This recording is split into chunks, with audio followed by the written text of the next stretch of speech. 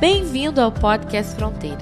A mensagem que vais ouvir foi pregada em nossa igreja na cidade do Porto, em Portugal. Nossa oração é para que sejas abençoado por essa palavra. A matemática divina. Nosso texto é Marcos capítulo 6, versículos de 30 a 44, que diz: os apóstolos reuniram-se a Jesus e lhe relataram tudo o que tinham feito e ensinado. Havia muita gente indo e vindo, ao ponto deles não terem tempo para comer sequer. Jesus lhes disse: venham comigo para um lugar deserto e descansem um pouco. Então eles se afastaram num barco para um lugar deserto. Mas muitos dos que os viram retirar-se, tendo-os reconhecido, correram a pé de todas as cidades e chegaram lá antes deles. Quando Jesus saiu do barco e viu uma grande multidão, teve compaixão deles, porque eram como ovelhas sem pastor. E então começou a ensinar-lhes muitas coisas. Amém. Esse aqui é o início da passagem da multiplicação dos pães e peixes. E nós vemos aqui que os discípulos, eles se reuniram a Jesus e lhe relataram tudo o que haviam feito e ensinado. Isso aqui acontece logo após Jesus enviar os seus discípulos ao redor do Mar da Galileia, por toda aquela região, para que eles pregassem, para que eles ensinassem. E eles voltam, tal como crianças, que vêm ansiosos para contar para o pai e para a mãe o que fizeram na salinha, mostrar o desenho. Os discípulos voltam para o mestre, ansiosos para contar-lhe tudo o que havia acontecido. E é interessante, sempre que eu leio essa passagem, eu imagino algo como se fosse uma rodoviária. Eu não sei se você já passou por rodoviária, se já viajou um bocado de autocarro, mas quando diz que havia muita gente indo e vindo, ao ponto de eles não terem sequer tempo para comer, eu imagino aquela movimentação, aquela Times Square, e as pessoas passeando para um lado e para o outro, e caminhando, e viam Jesus e reconheciam, e queriam falar com ele, ou reconheciam alguns dos discípulos, porque os discípulos haviam passado pela cidade deles, e querem falar com eles, ao ponto dos discípulos e do mestre não terem tempo para conversar, para falar um com o outro, um tempo para sentar e comer. Nós sabemos que Jesus gostava disso. Jesus gostava de separar tempo para estar com os seus, para comer, para ter tempo de comunhão, tempo de qualidade com os seus. E eles não tiveram esse tempo. Jesus lhes diz: vamos sair daqui, vamos para um lugar mais calmo. Venham comigo para um lugar deserto e descansem um pouco. Eles então se afastaram num barco para um lugar deserto. A primeira forma de matemática que essa passagem nos mostra é a subtração. Jesus diz para eles: aqui tem muita coisa acontecendo. Vamos sair. Vamos subtrair dessa confusão, desse caos, de toda essa gente. Vamos para um momento em que nós possamos fazer menos. Há momentos nas nossas vidas em que nós precisamos fazer menos. O mundo hoje nos culpa a trabalhar. É difícil você ver uma pessoa que diga com orgulho: esse final de semana eu descansei. Ou então, essa semana, pastor, eu peguei leve. É difícil, a gente se sente mal. A gente tem que mostrar serviço como se alguém estivesse nos julgando a todo tempo. Não, você tem que estar trabalhando. Enquanto os outros dormem, você constrói o seu primeiro $1 milhão. Enquanto os outros descansam, você vai e você estuda, e você trabalha, e você se esforça e morre. Porque fica tão estressado, fica tão preocupado, com tanta coisa na cabeça, não consegue dormir mais direito, não consegue se alimentar direito, não consegue ter uma vida decente, não tem qualidade de vida. Há momentos em que nós precisamos fazer menos e até parar. É necessário aprender a parar.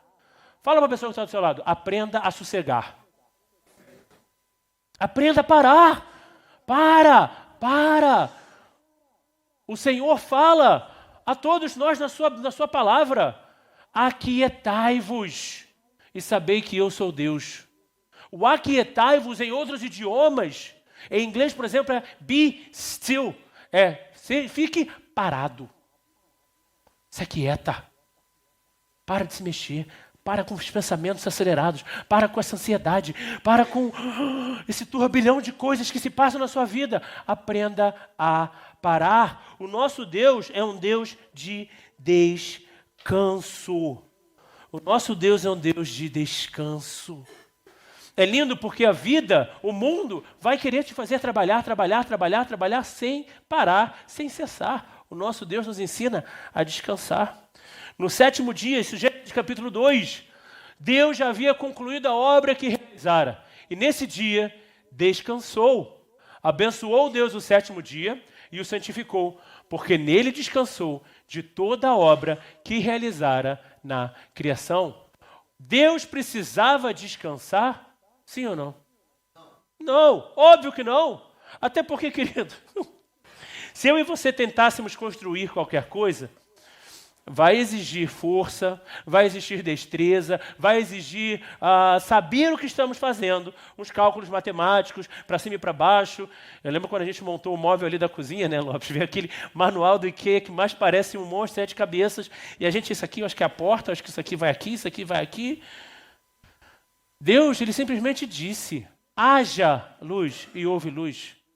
Haja vida e houve vida. Hajam os animais terrestres e assim foi. Hajam as aves do céu e assim foi.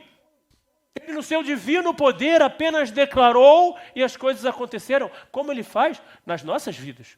Quando o Senhor promete, ele é a garantia das suas palavras. Quando o Senhor nos diz algo, quando ele declara algo às nossas vidas, ele é a garantia de que essas coisas vão se cumprir. Ele não precisava descansar, mas ele nos ensina a parar. Ele nos ensina a regrar o nosso tempo.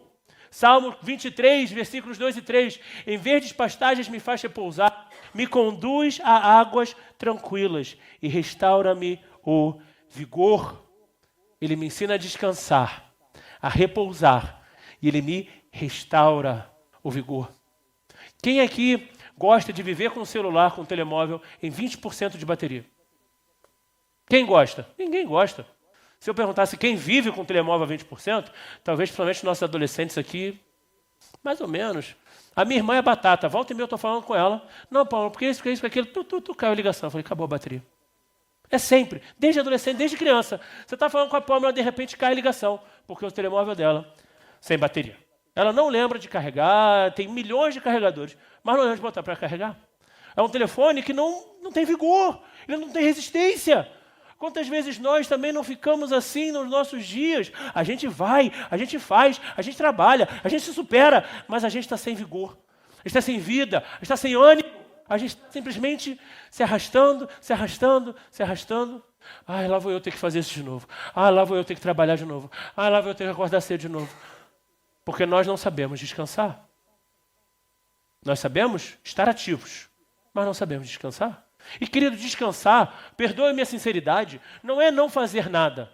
Descansar não é deitar numa cama e ficar olhando para o teto. Descansar não é ir para a Disney. Descansar não é tirar férias. Isso tudo pode ser parte de descansar. Mas descansar é desligar as preocupações, é viver sem ansiedade, é experimentar a verdadeira paz. E isso nós só temos em Jesus Cristo. Eu não conheço ninguém que vai para a Disney e diz, estou descansado, pastor. Mentira, caminhou 20 km por dia, passou o dia inteiro para cima e para baixo, não descansou, andou, pode ter esparecido, mas não descansou. A pessoa vai para a praia, passa o dia inteiro torrando debaixo do sol, a pressão vai para o saco, fica com insolação, estou descansado. Não está.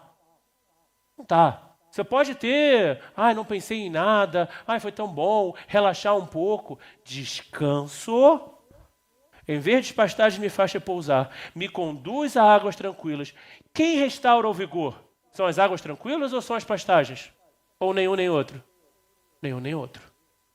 O Senhor me ensina a repousar, me leva a águas tranquilas, mas quem me restaura é o próprio Deus. É só Deus que restaura, é só Deus que nos dá descanso. Ele é o Deus da paz. Ele é o Deus do descanso, Ele é o Deus da paz, Ele é o Deus do restauro. A palavra do Senhor declara em Juízes 6:24, Gideão construiu ali um altar em honra ao Senhor e lhe deu este nome, o Senhor é paz. Domingo passado, conversamos aqui, meditamos sobre a história da mulher que deu o nome ao Senhor, o Senhor me vê. El Roá, O Senhor me vê. Aqui Gideão declara: o Senhor é paz. Ele deu este nome ao Senhor. Deus é tão incrível, querido, que Ele me permite, eu, homem comum como sou, poder dar um nome a Ele. Poder chamá-lo de meu Deus. Poder chamá-lo de meu Abba, como nós conversamos aqui na escola dominical, o meu Pai. Que privilégio. Gideão declara: o Senhor é paz. Filipenses 4:6, o apóstolo Paulo, enquanto preso, escreve à igreja: não andem ansiosos por coisa alguma, mas em tudo, pela oração e súplicas e com ações de graças, apresentem os seus pedidos a Deus, e a paz de Deus, que excede todo o entendimento, guardará o coração e a mente de vocês em Cristo Jesus. Como que nós temos descanso? Como que nós conseguimos repousar? Como que nós somos restaurados? Quando nós vivemos na paz de Deus, que excede todo o entendimento e que guarda o meu coração e a minha mente em Cristo Jesus. Quando eu apresento com orações e súplicas e ações de graças os meus pedidos a Deus. Nós descansamos quando nós sabemos que somos infinitamente menos do que Ele é. Quando eu me acho muita coisa, eu me coloco muita pressão. Quando eu acho que eu sou muito importante, nada funciona se eu não estiver. A minha casa não funciona se eu não estiver. Ninguém no meu trabalho consegue resolver nada. A igreja não funciona se eu não estiver. Nada funciona. Querido, quem você acha que é? Todos nós somos substituíveis. Assim. Nenhum de nós é grande coisa, a verdade é essa. Nós somos pó e ao pó retornaremos. Nossa vida, a Bíblia declara, é um sopro. Quantos de nós, às vezes, ao ficarmos com um mal-estar, já nos sentimos tão fracos? Márcio, eu vou ter que implicar um pouquinho com você. O Márcio, umas semanas atrás, ficou gripado. Eu liguei para ele e falei: força, guerreiro, porque o resfriado do homem é a pior coisa desse mundo. Ele falou: pastor, eu estou aqui lutando contra esse resfriado. Pior que a dor de parto. Quantas vezes a gente não se sente tão debilitado? Quantas vezes não se sente tão sozinho? Quantas vezes não se sente tão pequeno? Tão insuficiente? Quando eu entendo que eu sou infinitamente menos do que eu acho que sou, e melhor ainda, que eu pertenço a um Deus maravilhoso, soberano, incrível, majestoso, Rei do universo, e é dele que eu dependo, e é nele que eu encontro as minhas forças, e é nele que eu consigo descansar, aí sim, aí eu consigo ser restaurado, aí eu consigo... A gente canta isso aqui na igreja: descansarei, pois sei que és Deus. Vamos voltar para a nossa passagem. Havia muita gente indo e vindo, a ponto de eles não terem tempo para comer, e Jesus lhes diz: venham comigo para um lugar deserto e descansem um pouco. Por que Jesus precisava ir para um lugar deserto? Deus trabalha de forma diferente quando eu vou para um lugar deserto ou quando eu estou na minha casa? Deus muda se eu oro de madrugada ou se eu oro no meio da tarde? Porque eu já ouvi isso. Hora de madrugada a fila é menor. Misericórdia. É cada coisa que a gente escuta que se pudesse deletar da mente seria melhor. O que muda no lugar deserto? Por que Jesus tira os seus discípulos do local com muita gente e leva para um local deserto? Paz, sim. Mas eles estavam com Jesus. Jesus é quem dá a paz. O que eles precisavam ali? Se distanciar de quem os atrapalhava. Precisamos aprender a nos distanciar de quem não nos leva para Deus. Queridos, os discípulos estavam com o próprio Jesus e não conseguiam falar com Ele. Tamanha multidão que estava ao redor deles. Eles estavam com o próprio Mestre e não conseguiam parar para comer, para conversar. Tamanha confusão de pessoas ao redor. Se Jesus, homem, estava ali na frente deles, eles não conseguiam conversar com Jesus, quiçá nós, no meio dos nossos dias, tão ocupados por milhões de mensagens, por milhões de telefonemas, e-mails e gente para cima e para baixo, que quer ocupar o nosso tempo. Você realmente acha que você vai conseguir? Se a gente fizesse uma matemática simples aqui, Quanto tempo você gasta por dia no seu WhatsApp? Quanto tempo você gasta na palavra de Deus? Quanto tempo por dia você gasta nas suas redes sociais? Ou de frente para a televisão? E quanto tempo você investe no seu relacionamento com Deus, numa vida de oração? No que você pensa ao longo do seu dia? Talvez, pastor, mas eu trabalho muito, eu passo o dia inteiro no trabalho. Ok. E você está o quê? O dia inteiro pensando em trabalho e apenas em trabalho? Ou você está pensando em comida, você está pensando no que você quer comprar, você está pensando na churrasqueira nova que você viu na internet que você quer comprar, você está pensando naquele tênis, você está pensando naquele videogame. O quê? O que você está gastando o seu tempo?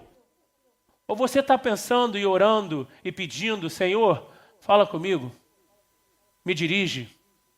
No seu trabalho, nas decisões que você tem que tomar, você se distancia daquele problema ou você mergulha de cabeça no problema?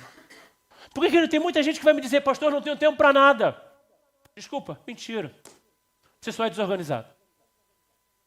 Se o próprio Deus descansou ao 7º dia, eu também preciso descansar. Sabe o que acontece com a terra, numa fazenda? Quando ela é usada sem parar, ela se torna uma terra infértil. Todo bom fazendeiro sabe, deixa uma parte da sua terra sem mexer nela, durante um determinado período de tempo, durante uma temporada, durante uma estação. Trabalhe com o restante. No próximo, você usa aquele e deixa um outro pedaço. Na próxima estação, descansa e usa um outro pedaço. Para que a sua terra esteja sempre fértil. A natureza precisa descansar. Eu e você precisamos parar. Eu e você precisamos até nos distanciar de quem não nos faz bem. Ai, pastor, mas é meu melhor amigo. E só me chama para o pagode. Desculpa, querido, não é teu amigo. Teu amigo é quem ora por você. Teu amigo é quem quer te levar para o céu. Teu amigo é quem quer te apresentar Jesus. Hoje o Lopes falou, pastor, fui lá catar o Eduardo em casa, senão ele não vinha para a igreja. Glória a Deus. Isso é um bom amigo.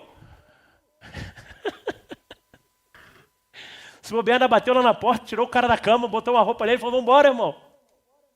Isso é um bom amigo, é quem traz para a igreja.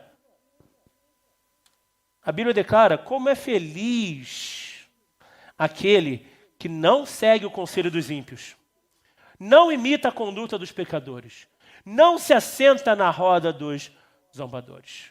Feliz é aquele que não faz parte. Ah, pastor, mas são meus amigos. Ah, são pessoas legais. Ah, a gente só está rindo, qual é o problema? O problema é que as más conversações corrompem os bons costumes. O problema é que aquilo que a gente acha é só um bocadinho, nos consome. Um abismo, declara a palavra de Deus, chama outro abismo. Quantas vezes você já não viu um amigo seu? Ah, não, só vou beber esse pouquinho aqui. Ah, não, só esse pouquinho, e de repente aquela pessoa está embriagada. Ah, não, só vou comer esse pouquinho, daqui a pouco a pessoa está passando mal. Ah, só vou fazer isso aqui, ninguém vai saber, e de repente se torna um grande problema. Está uma luta aí com esse brinquedinho. Feliz, declara a palavra do Senhor, é aquele que não segue o conselho dos ímpios, não imita a conduta dos pecadores, não se assenta na roda dos zombadores. Sabe o que é difícil no meio disso tudo? Você olha para a mídia hoje, olha para o TikTok, para as redes sociais, para a televisão, para os clipes, nem tem mais clipe de música basicamente, mas para os clipes, para as novelas, para os filmes. Tudo que a mídia quer te fazer é, segue o conselho dos ímpios. Imita a conduta dos pecadores. Ah, claro que você pode zombar, claro que você pode rir da cara dos outros. Qual é o problema de você fazer parte da roda dos zombadores? Pior é quem não faz. Ah, pastor, pior é estar do lado de fora. Pior é ser zombado do que estar na roda dos zombadores? É isso que a Bíblia diz? Não. Feliz é quem não se assenta. Tiago, vem cá, participa aqui, a gente está rindo daquela pessoa. Não, querido, obrigado. Eu não faço parte disso. Não. A minha natureza, quem eu sou, quem Deus quer que eu seja, não se alegra com isso. Eu prefiro ser feliz, desculpa a sinceridade, do que ser aceito.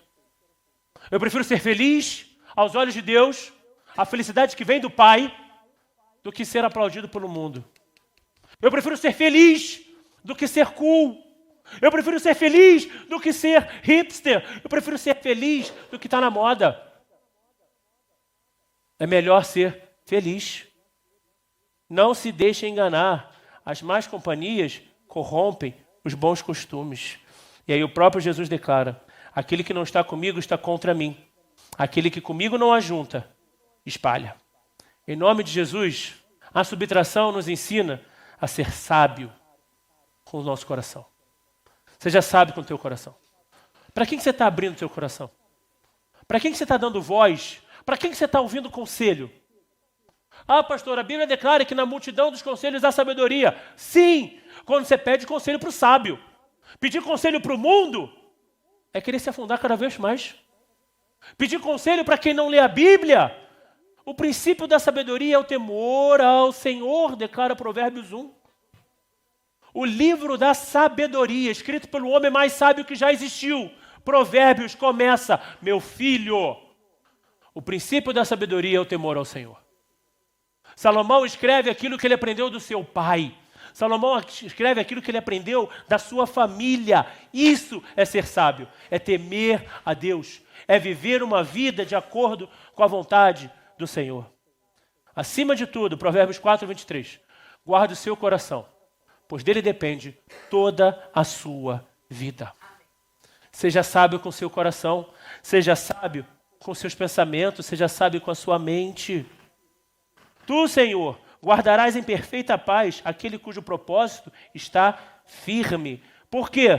Porque em ti confia. Como eu posso ter perfeita paz? Confiando em Deus. Como eu posso ter um propósito firme? Confiando em Deus. Como, pastor, eu sei que eu vou ter essa paz, que eu vou ter essa firmeza? Porque o próprio Deus guarda, o próprio Deus garante. Mas para isso nós temos que fazer o certo.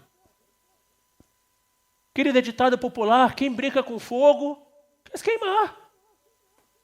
Ué, você não quer fazer a vontade de Deus, você não quer ler a Bíblia, você não se esforça para orar, você não faz a mínima questão de lembrar de Deus ao longo dos seus dias. E quer viver em paz? E quer ter um propósito rico, firme no Senhor? Como?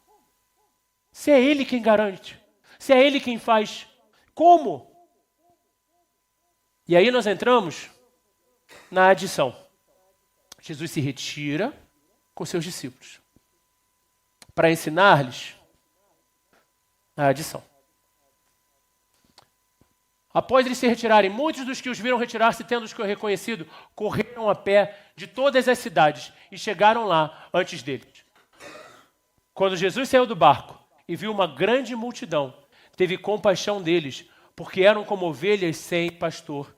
E então começou a ensinar-lhes muitas coisas. Vamos rebobinar um pouquinho. Jesus estava com seus discípulos no local que tinha muita gente, certo?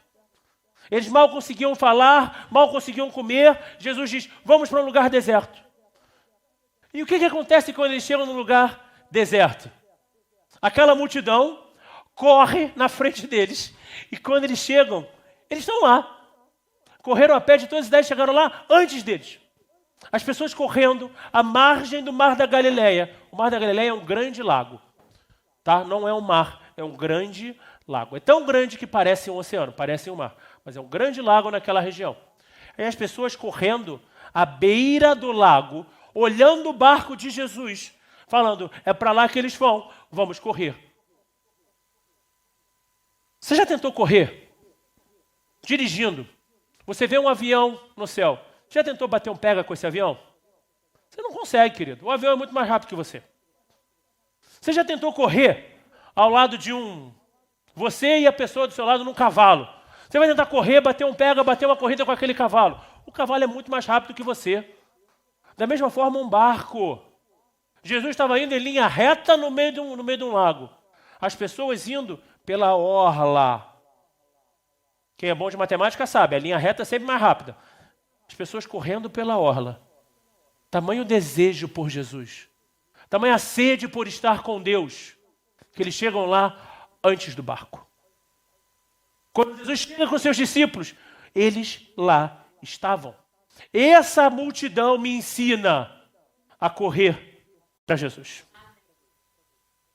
Não é caminhar, não é pensar, não é sonhar, não é quem sabe um dia, não é projetar, não é correr, é desespero, é urgência. Eu preciso correr para Jesus. O tempo passa, a vida passa e a gente perde muito tempo se preocupando com muitas coisas que não o que realmente importa. A gente se preocupa com tanta coisa que a gente não corre para Jesus. O apóstolo Paulo escreve: eu não corro como quem corre sem alvo. Eu não luto como quem esmurra o ar. Mas eu esmurro o meu corpo e faço dele o meu escravo. O que o apóstolo Paulo declara aqui? Eu faço as coisas com propósito. Eu faço com essa missão, eu faço com essa intenção. Eu não corro como quem corre sem alvo. Eu não luto como quem esmurra o ar, mas eu esmurro o meu corpo, faço dele o meu escravo. Para quê? Para ser aprovado pelo Senhor. Para quê? Para correr para Jesus. Para quê? Para estar na presença do Senhor. Corra para Jesus. Alcance o prêmio que Deus tem para você. O que aquela multidão fez foi perseguir a Jesus. Persiga tudo o que Deus tem para você. Fala isso para quem está do seu lado. Persiga tudo o que Deus tem para você.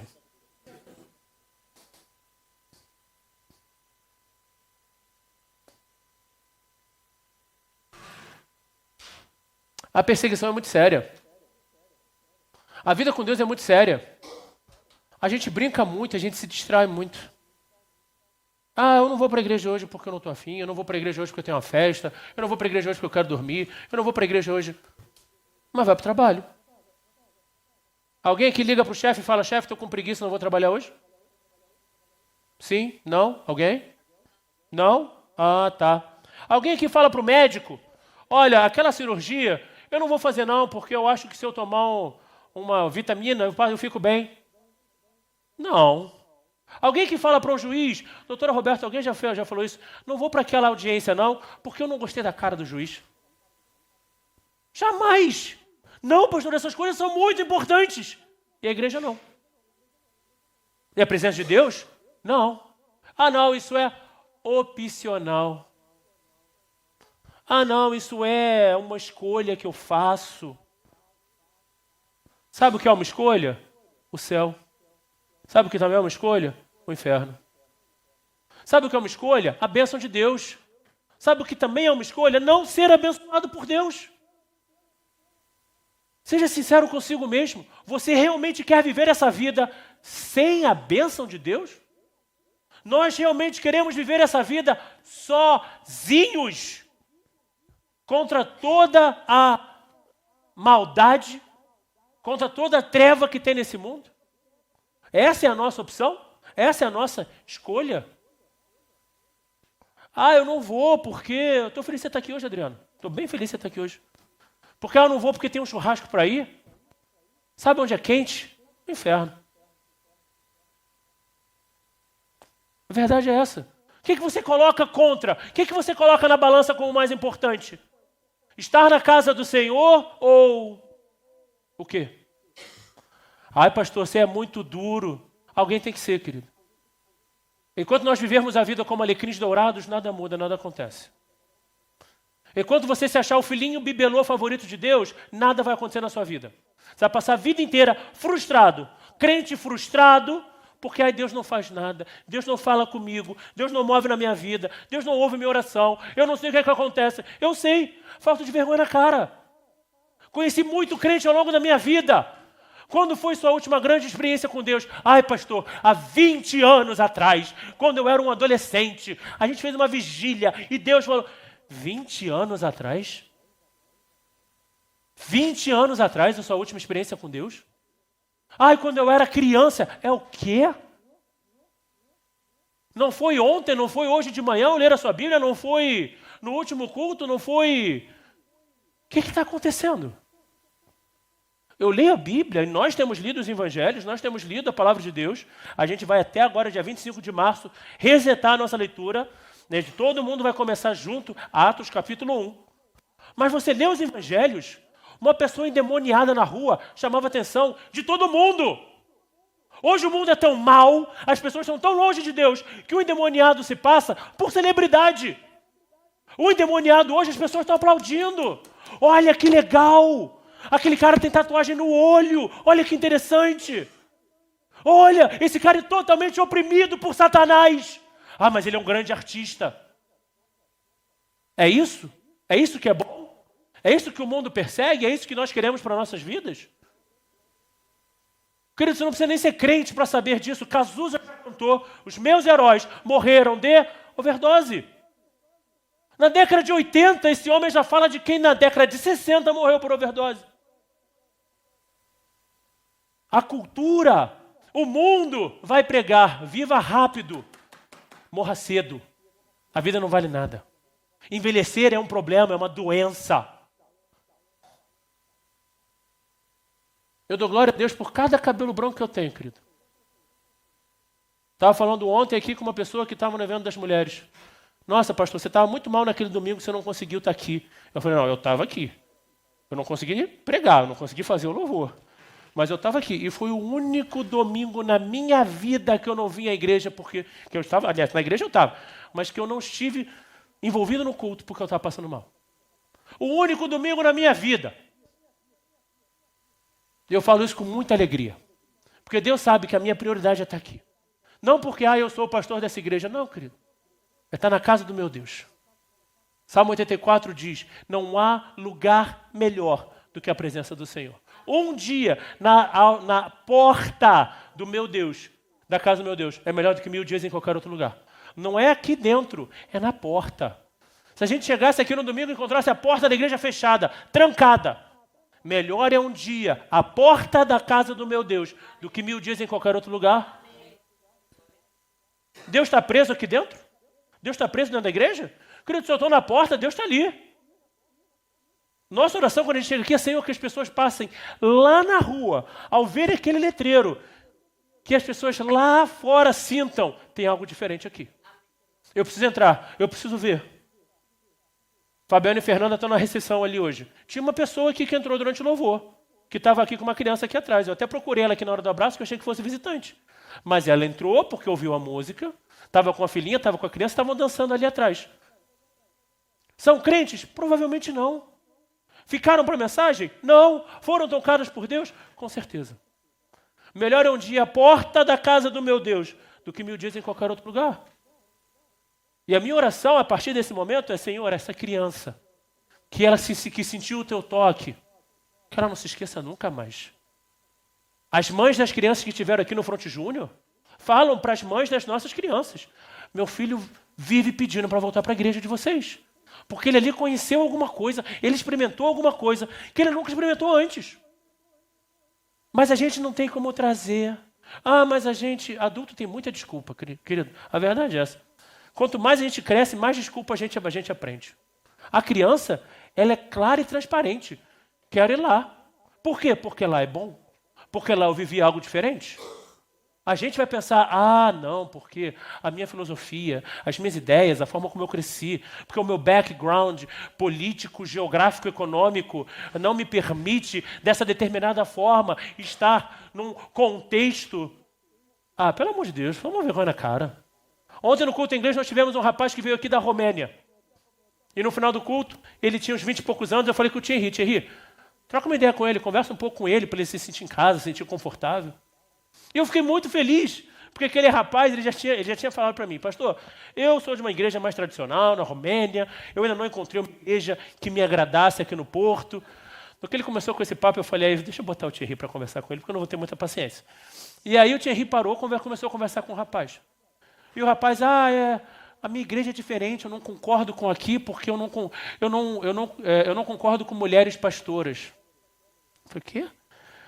E aí cada vez que eu passava, porque o Thierry estava conversando com ele aqui, are you understanding what I'm saying? Ok. Eu estava passando, o Thierry conversando com o rapaz, e eu vi o Thierry ali, e Bíblia. Eu estou glória a Deus.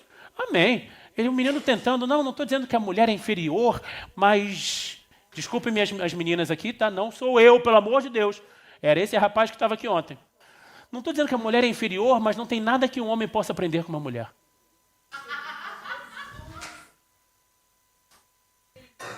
Vontade de perguntar assim, mãe você não teve, né? Mãe você não teve, não apanhou, não levou uma coça. Por isso que veio sozinho, vive sozinho. Aí você fala, gente, que absurdo. A pessoa está na igreja, está na casa de Deus. O Espírito Santo está aqui, movendo. Nós que somos pastores, durante o louvor estamos aqui derramados na presença de Deus. E o cara está, eu não acredito em mulheres pastoras. Está perdendo o que Deus tem para ele. Porque pelas suas próprias desculpas, ideias, filosofias, ou o que quer que seja, não quer viver o que Deus tem para ele. Ele escolheu não. E sinceramente, enquanto permanecer assim, vai perder muito. Mas esse é um exemplo. E eu? E nós? O que a gente tenta dar um jeitinho com Deus? Não é bem assim, mas eu acho que eu posso dar uma encaixada e tentar fazer de um jeito, entendeu? Não chega a ser pecado, é quase, mas não chega a ser. No seu coração você já pecou. No seu coração você já perdeu. Esquece. Vai ajoelhar, pedir perdão a Deus e voltar para os caminhos do Senhor. Pastor, mas eu não fui até o fim. Eu cheguei ali só um pouquinho. Querido, pecou. Pecou. Eu lembro um rapaz que, por um tempo, eu participei de uma organização missionária quando eu era adolescente, e ele fazia o discipulado comigo.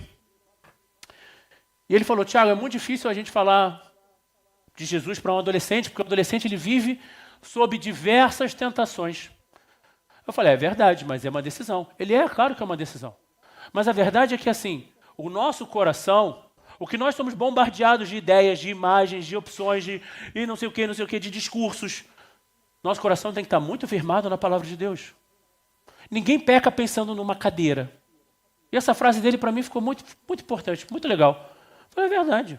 Ninguém peca quando pensa num carro, ninguém peca quando pensa numa cadeira, ninguém peca quando pensa no céu. Nós somos tentados, a Bíblia declara, pelos nossos próprios maus desejos. A gente peca pelo aquilo que a gente quer, aquilo que a gente deseja. E a gente não tem perseguido. Persiga o que Deus tem para você. Ame e busque ao Senhor. Salmo 1. Aquele cuja satisfação está na lei do Senhor, e nessa lei medita de dia e de noite. É como árvore plantada à beira de águas correntes. Dá fruto no tempo certo. Suas folhas não murcham. Tudo o que ele faz prospera. Levanta a mão quem quer prosperar. Aquele cuja satisfação está na lei do Senhor. E nessa lei medita de dia e de noite. Tudo o que ele faz prospera. Eu preciso de um coach para me dizer as estratégias do mundo atual para que eu possa... Aquele cuja satisfação está na lei do Senhor. Nessa lei medita de dia e de noite. É aquele que tudo faz prospera. O que você precisa nessa vida que não está na palavra de Deus? A Bíblia diz, aquele que trabalha sem cessar é quem prospera? Não. Aquele que se acaba com as suas preocupações é quem é feliz? Não. Aquele que experimenta todas as drogas e bebidas do mundo é o que vive a melhor vida? Não. Tudo que faz prospera. Quem? Cuja satisfação está no Senhor e medita na lei dele de dia e de noite. Consagre-se a Deus. Aquela multidão correu para chegar até Jesus. Está cansado? Continua. Está difícil? Permanece. Corra para o Senhor. Confie nele. Deuteronômio 31:6. Sejam fortes e corajosos. Não tenham medo e nem fiquem apavorados, pois o Senhor, o seu Deus, vai com vocês. Ele nunca os deixará. Ele nunca os abandonará. Pastor, mas é difícil? Correr é difícil. A gente cansa. Vai dar uma cãibra. Vai ser desconfortável. Você vai ficar sem fôlego. Mas continua. Mas vai ser ruim? Não. Vai ser difícil. Ruim? Não. Vai ser difícil. Ruim? Não. A bênção do Senhor traz riqueza e não inclui dor alguma. Se você me perguntar, pastor, é fácil plantar igreja? Não. É difícil? É.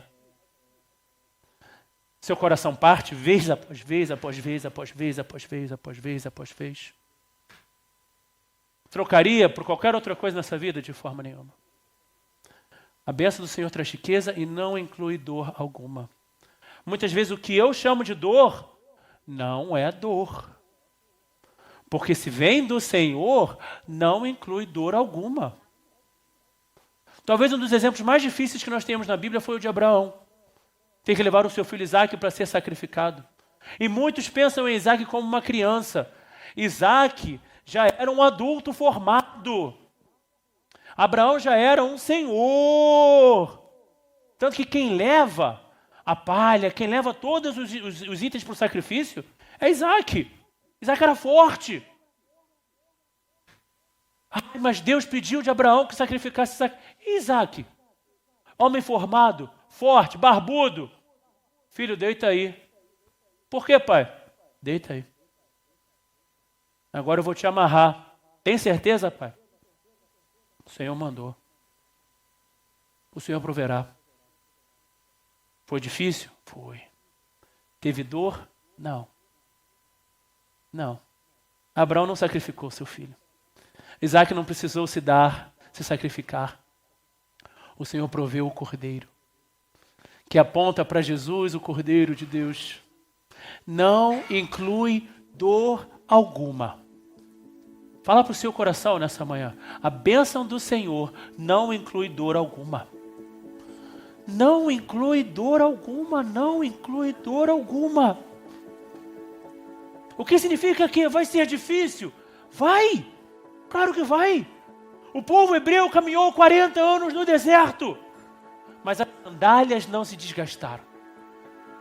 Querido, você paga 1.000 euros num tênis hoje. Você dá uma pisada diferente, o tênis abre. Tem diversos exemplos de atletas de altíssima performance, com o tênis signature da marca que quer que seja.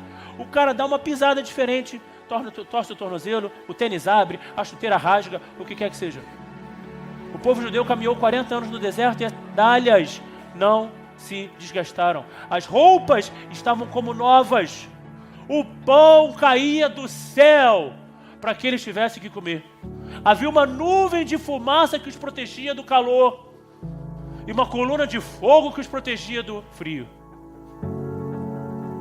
Se a gente perguntasse quantos aqui não queriam uma coluna de fogo durante os meses de chuva que a gente teve no Porto? Quantos aqui durante o verão, trabalhando debaixo do sol, não queriam uma coluna de nuvem em cima da cabeça? Quanto dinheiro a gente não gasta com coisas que a gente precisa consumir, não queria um pão caído do céu? Ah, mas eles estavam no deserto. Melhor é estar no deserto com Deus, querido, do que no palácio do rei sem Ele. Não inclui dor alguma. Nós precisamos aprender a subtrair da nossa vida, a somar o que é importante, para podermos multiplicar. Semana que vem nós vamos conversar, vamos meditar sobre a divisão e a multiplicação. Mas hoje, que a nossa oração seja: Senhor, me ajuda a subtrair, a fazer menos, me ajuda a descansar, me ajuda a focar no que realmente importa. Isso é a subtração. Fazer menos, dar um passo atrás. Quantos de nós não precisam de descanso? Quantos de nós, durante os nossos dias, não pensamos e oramos: Senhor, renova as minhas forças. Vamos pedir a Deus: Senhor, me ajuda a subtrair. E quantos não precisamos somar, correr atrás, adicionar mais leitura, mais oração, mais dedicação à palavra do Senhor. Adicionar mais de Deus nos nossos dias. Essa vai ser a nossa oração e eu queria te convidar a fechar os seus olhos.